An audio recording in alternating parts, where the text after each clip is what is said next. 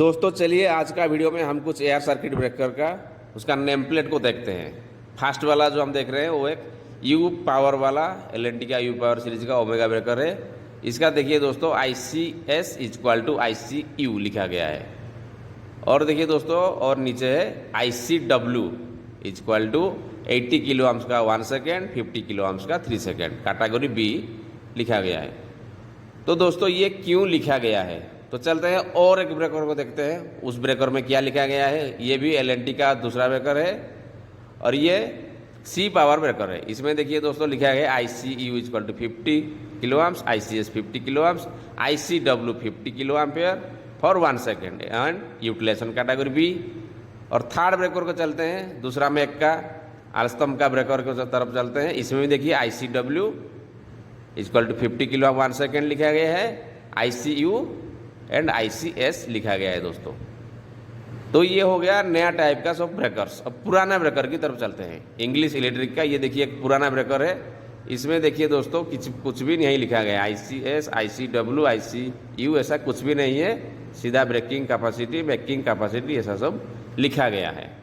तो दोस्तों ये ब्रेकर का ICS, ICU एंड ICW क्या है और कैटेगरी फैक्टर जो B लिखा गया है वो भी क्यों लिखा जाता है एल&टी सीरीज में। नमस्कार दोस्तों, तो इसके बारे में मैं आपको समझाने वाला हूँ। जैसा कि दोस्तों मैं हमारे साथ वीडियो को जरूर देखें, आपको बहुत सारा देने वाला हूँ। और वीडियो अच्छा लगे तो सब्सक्राइब करना ना भूले दोस्तों, और बेल आइकन को साथ साथ प्रेस कर दीजिए। तो पहले देखिए और यहाँ पे आपको इलेक्ट्रिकल ये देखिए डायग्राम हमारा चैनल पे आपको बहुत सारा इन्फॉर्मेशन मिलेगा। तो दोस्तों ब्रेकर का फंक्शन समझने के लिए आपको ये वाला डायग्राम को समझना पड़ेगा। मैं डालने वाला डायग्राम अगर आप सही जानकारी चाहिए आप हमारा डिस्क्रिप्शन देख सकते हैं, उतना आसान हो जाएगा, आपको बहुत सारा इन्फॉर्मेशन मिलेगा। डायग्राम में कैटेगरी का वीडियो यहाँ पे हम अपलोड करते हैं। दूसरा वाला है MCC, ऊपर वाला है देखिए लिखा गया है PCC यानी पावर कंट्रोल सेंटर, नीचे में लिखा गया है MCC यानी मोटर कंट्रोल सेंटर। तो देखिए PCC में 2 इनकमर आए हैं, एक आया है ट्रांसफार्मर से आया है 1600 kVA का ट्रांसफार्मर, उसका एक सोर्स आया है, और दूसरा सोर्स आया है स्टैंड बाई जनरेटर 1250 kVA का दूसरा वाला सोर्स आया है। तो देखिए यहाँ पे ये दोनों डायग्राम पे बहुत सारा ब्रेकर आपको नजर आएंगे। देखिए 11, 12, 13, ये तो 11, 12 हो गया इनकमर ब्रेकर, और 13 है उसका बस कपलर। ये तीनों ब्रेकर है। फिर देखिए 21, 22, 23, 24, 4 ये आउटगोइंग फीडर से, और ये भी थ्रू ब्रेकर के थ्रू जाते हैं। तो यहाँ पे 4 ब्रेकर हो गया, 21, 22, 23, 24। और देखिए इसका जो रेटिंग सब अलग अलग रेटिंग का है। 22 लिखा गया है 350 एम्पियर का, 23 लिखा गया है 300 एम्पियर का, और 24 वाला जो ब्रेकर है वो 300 एम्पियर का है। तो 21 वाला ब्रेकर किसे फीड कर रहा है, 21 वाला ब्रेकर से मोटर कंट्रोल सेंटर को फीडे हुआ है। तो फिर देखिए दोस्तों MCC में, तो MCC का जो इनकमर ब्रेकर है वो है 31, यानी 21 का जो ब्रेकर PCC का 21 ब्रेकर से आउटगोइंग ब्रेकर वो वाला जाता है MCC का इनपुट के लिए, इनकमिंग सोर्स। MCC का इनकमिंग सोर्स है PCC से आया है 21 ब्रेकर के थ्रू।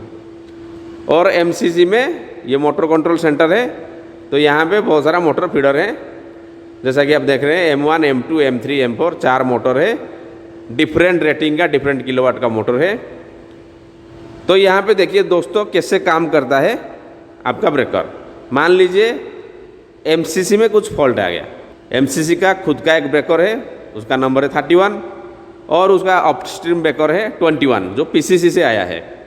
और फिर PCC में खुद का 2 इनकमर है 11 एंड 12। तो दोस्तों ये मतलब अगर MCC में शॉर्ट सर्किट हो रहा है तो जो फॉल्ट करंट आएगा वो फॉल्ट करंट 31 ब्रेकर में फ्लो होगा, 21 ब्रेकर में भी फ्लो होगा, और 11 जो लिखा गया है इनकमर ब्रेकर उसमें भी वो सेम फॉल्ट करंट फ्लो होगा। लेकिन होता क्या है दोस्तों, लेकिन ये ट्रिप करेगा 31 ब्रेकर को ही ट्रिप कराएगा। MCC में जो 31 ब्रेकर है, MCC में फॉल्ट आया है शॉर्ट सर्किट फॉल्ट, तो MCC का जो 31 ब्रेकर है वही ब्रेकर को ही ट्रिप कराएगा। सिंपल सा ब्रेकर का लॉजिक यही है, अपस्ट्रीम को ट्रिप नहीं कराएगा।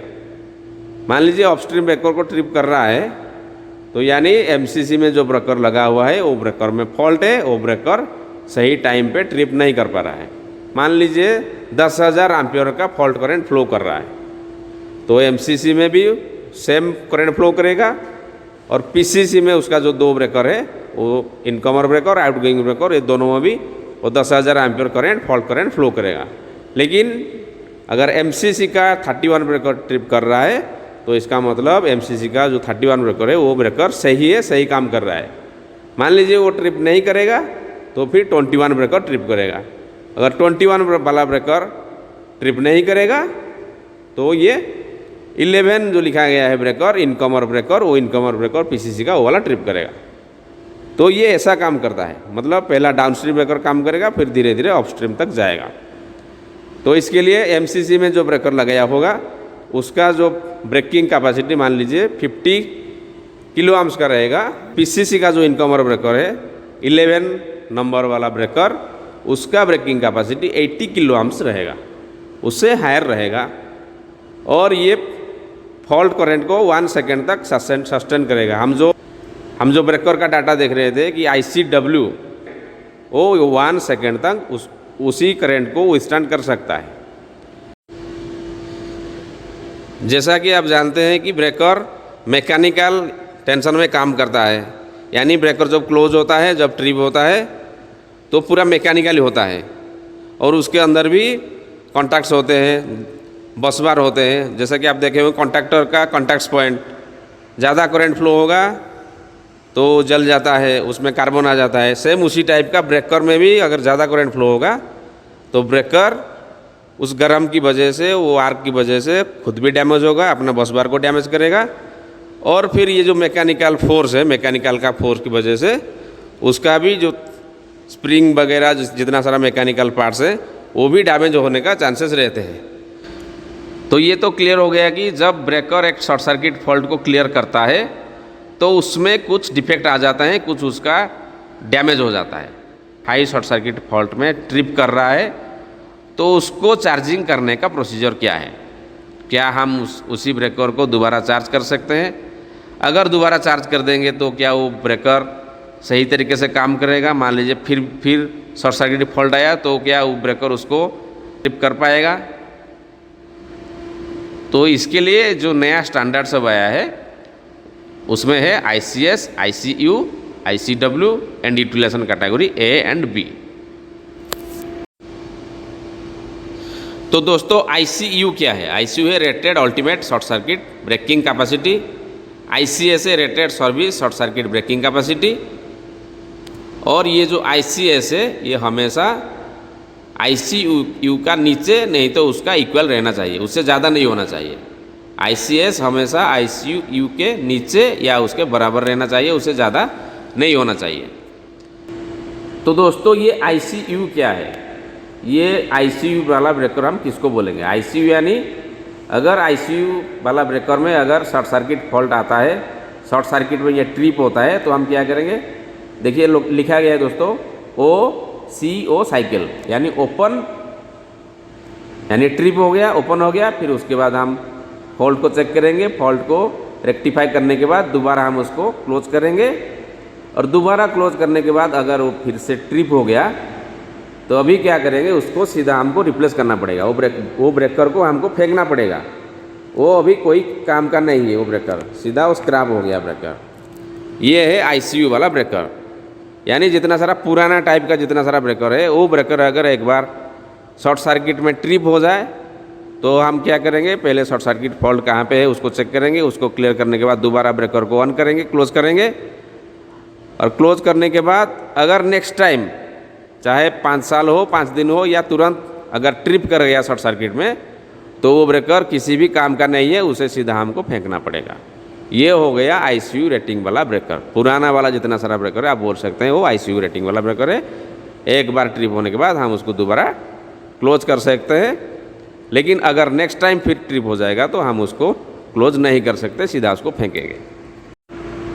अब देखिए दोस्तों ये जो ICS वाला जो है वो क्या करेगा? हमारा 3 शॉर्ट सर्किट फॉल्ट का क्लियर करेगा।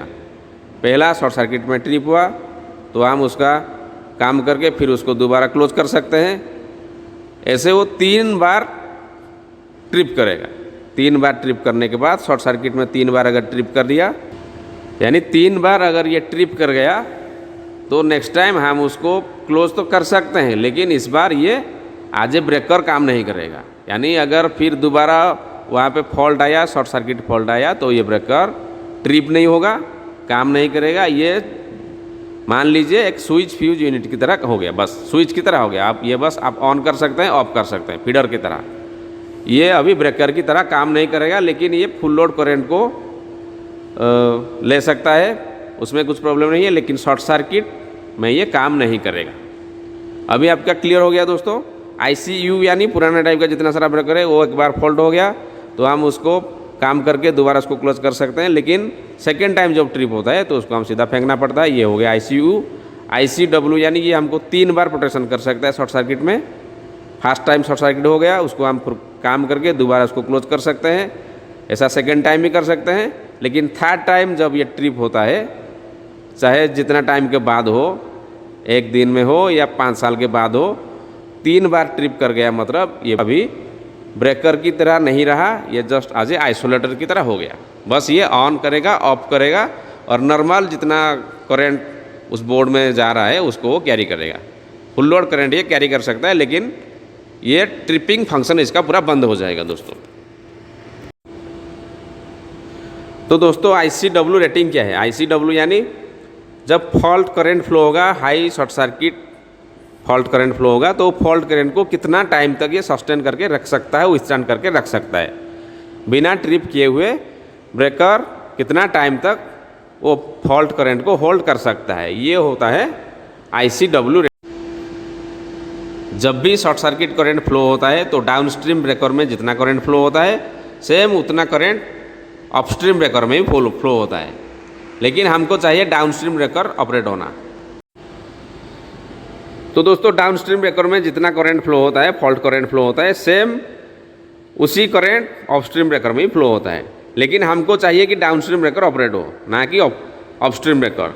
इसके लिए इसका जो विथस्टैंड टाइम डिले दिया है, यानी उतना टाइम तक अपस्ट्रीम ब्रेकर ट्रिप नहीं करेगा। क्योंकि तो मान लीजिए कोई फॉल्ट करंट आ गया तो डाउनस्ट्रीम ब्रेकर भी ऑपरेट हो गया और अपस्ट्रीम ब्रेकर भी ऑपरेट हो गया, तो ये बहुत ज़्यादा प्रॉब्लम हो जाएगा। क्योंकि हमको चाहिए जहाँ पे फॉल्ट हुआ है उसका सर्किट ओपन हो जाए, ना कि टोटल सर्किट ओपन हो जाए। तो इसके लिए ये जो दिया है ICW, ये कैटेगरी लगाया गया है। ICW यानी डाउनस्ट्रीम ब्रेकर ऑपरेट होगा उतना टाइम तक ये अपस्ट्रीम ब्रेकर उसको विथस्टैंड करके रखेगा। करंट में डाउनस्ट्रीम ब्रेकर पहले ऑपरेट होना चाहिए, उसके बाद अपस्ट्रीम ब्रेकर ऑपरेट होना चाहिए। अगर डाउनस्ट्रीम ब्रेकर फेल्योर हो रहा है तो उसके बाद अपस्ट्रीम ब्रेकर ऑपरेट करेगा। रेटिंग यानी उतना टाइम तक अगर ब्रेकर ट्रिप नहीं करेगा तो ब्रेकर का कुछ डैमेज नहीं होगा। जैसा कि हम देख रहे थे ICW में 1 सेकेंड लिखा गया है, किस ब्रेकर में 3 सेकेंड लिखा गया है। तो यानी उतना फॉल्ट करंट 50 किलो आम्स का फॉल्ट करंट, जिसका रेटिंग 50 किलो आम्स है, 50 किलो आम्स का फॉल्ट करंट को 1 सेकेंड तक होल्ड करके रख सकता है, विथस्टैंड करके रख सकता है। तो दोस्तों अभी आता है यूटिलाइजेशन कैटेगरी, किसे हम कैटेगरी A वाला ब्रेकर बोलेंगे और किसे कैटेगरी B वाला ब्रेकर कहा जाएगा। बहुत ही सिंपल है, जिसमें ICW होगा वो हमारा हो जाएगा कैटेगरी B वाला ब्रेकर, और जिसमें ICW नहीं है वो हो जाएगा कैटेगरी A वाला ब्रेकर। तो दोस्तों आशा करते हैं आज का वीडियो आपको बहुत ही पसंद आया होगा। तो हमारे चैनल को जल्दी से जल्दी सब्सक्राइब कर दीजिए और वीडियो को लाइक कीजिए, शेयर कीजिए। अगर आपको ब्रेकर के बारे में और कुछ जानकारी चाहिए तो आप हमें कमेंट बॉक्स में लिख सकते हैं। तो मेरे साथ अंत तक रहने के लिए आपका बहुत बहुत शुक्रिया, बहुत बहुत धन्यवाद। देखते रहिए बोल बुलबुल।